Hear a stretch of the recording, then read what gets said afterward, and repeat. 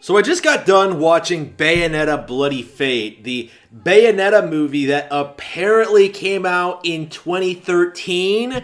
I thought it came out in like 2015, 2016, like after Bayonetta 2 came out, but apparently it came out in 2013, which is bizarre to me because I, I thought it came out a lot later than that.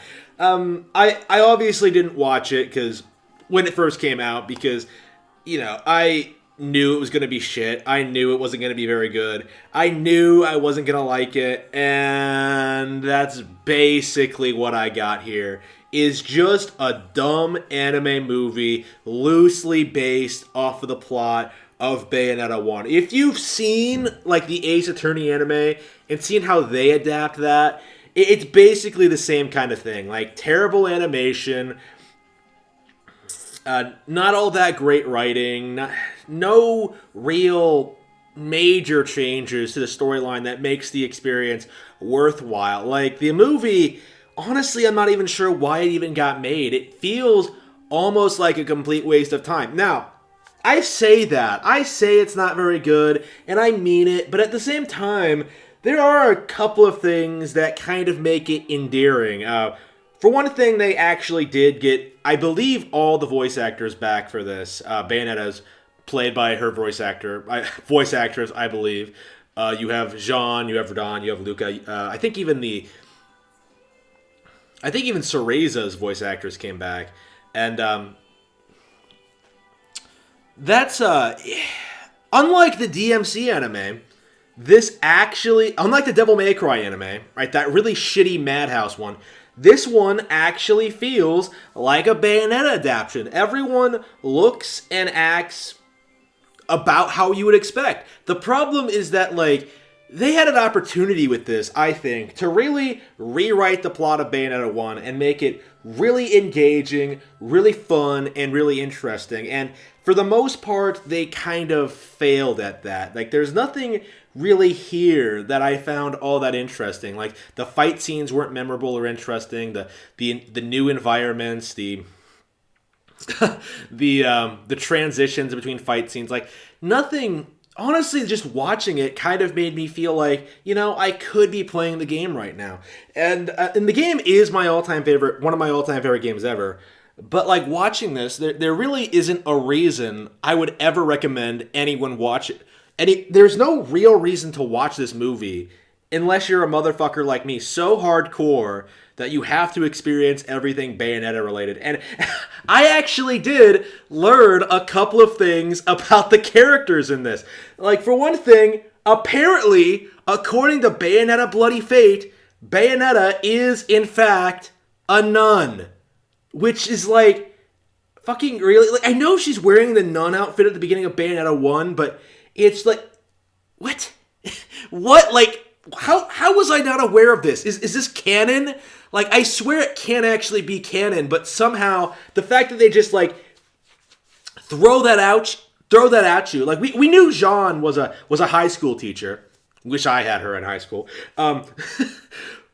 We know that's confirmed, and then they confirm Bayonetta is a nun in the same sentence. So it seems like, yeah, it is canon, which, like, just raises all sorts of bizarre questions about, like, her religious beliefs and her, like, weird, and, like, her income and just, like, the way she behaves and stuff like that. Like, what is going on with the world of Bayonetta and its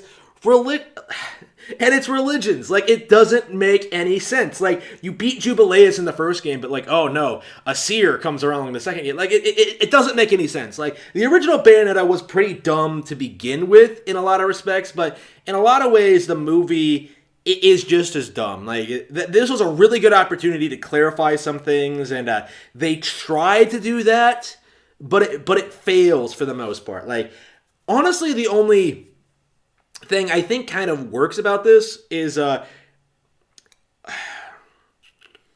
they do make the characters feel like they have a real relationship and a personality. You know what I mean? Like, for example, when Bayonetta meets Cereza, they actually interact outside of like the adventure. You know what I mean?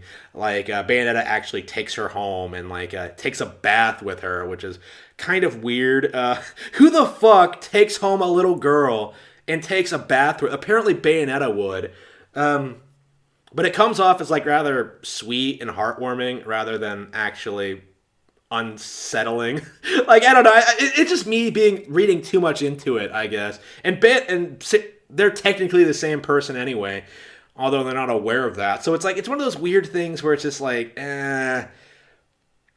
They add little scenes like that throughout the entire thing, which are kind of cool to watch, kind of interesting to see. But like at the end of the day, it's like it's not a very good movie. Like if you're gonna make something like this, make it great, make it spectacular, make the action shine. Like it's weird for me to say this, but I think Bayonetta 1, the cutscenes in that game actually have better fight scenes than this because in this movie, the fight scenes a lot of times just are just like glowing lines just sort of slamming into each other. You know, in like that final episode of One Punch Man when like Boros comes after Saitama and like you see those lines, like it's like that, but like nowhere near as epic or cool. Like it just like couldn't they have gotten a better studio? Couldn't they have made it like a series? Like if they had made it longer, maybe if they had really delved into like the history of like the Umbra Witches and like really fleshed out like each individual chapter and really made it entertaining and cool. Maybe they could have done something with this, but I think a movie was not the direction they should have taken. Personally, like maybe they could have done an original story. Maybe they could have done, I don't know. Maybe they could have made more changes. They definitely could have made the animation better. There's a lot they could have done to really improve this, but as a hardcore fan who was gonna watch it anyway, I mean, I watched it on Funimation, so it's like it's not like I had to pay to watch it or anything like that. Pay extra to watch it, I should say. It's like not a very good movie, but I guess in the end, I still watched it. I still sat through the entire thing. I wouldn't recommend it, but it is something that exists, and it's something that some people might actually be curious about.